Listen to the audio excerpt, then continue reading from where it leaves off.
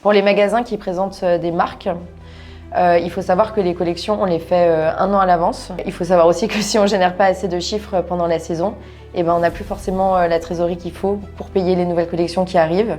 Et c'est le début de la fin. Hello, moi c'est Maureen, j'ai 29 ans.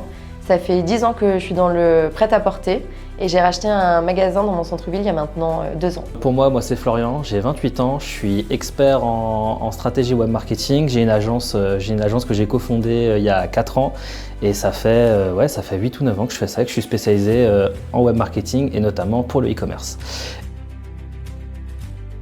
En France, on est presque 40 000 magasins indépendants en France.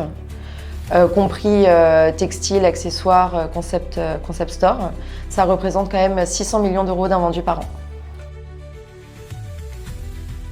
Donc mon idée, Brands, une plateforme B2B2C pour centraliser en fait tous les invendus de tous les magasins indépendants de France. Par contre, c'est la première fois que c'est un projet qui prend en compte le choix des marques et qui est pensé par une indépendante pour les indépendants. Au niveau du fonctionnement de Brands, le montage est assez simple. Étant une marketplace, nous fonctionnons à la commission.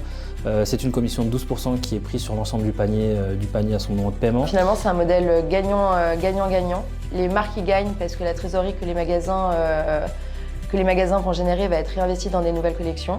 Les magasins y gagnent car grâce à ça, elles vont libérer leur stock plus générer de la trésorerie. Et le client final est gagnant car il bénéficie d'un produit authentique à prix attractif. Aujourd'hui, il y a beaucoup de plateformes qui existent. Je peux citer Vinted par exemple qui est leader de la seconde main mais où on peut retrouver des articles neufs avec étiquette. Sauf qu'aujourd'hui c'est surtout devenu le numéro 1 du dropshipping et on retrouve énormément de contrefaçons. Le client en venant sur Brands, il est sûr que le produit provient du circuit autorisé par la marque. On vient de démarrer notre levée de fonds. Aujourd'hui, on a trouvé 200 000 euros sur les 600 000 euros qu'on recherche. On se donne jusqu'en 2027 pour être présent sur l'ensemble du marché avec un maximum de magasins et de marques présentes en France. Et on a l'objectif d'aller très rapidement en Europe, car c'est ça ce qui est beau avec ce projet, c'est que ce n'est pas seulement un problème français, c'est un problème européen.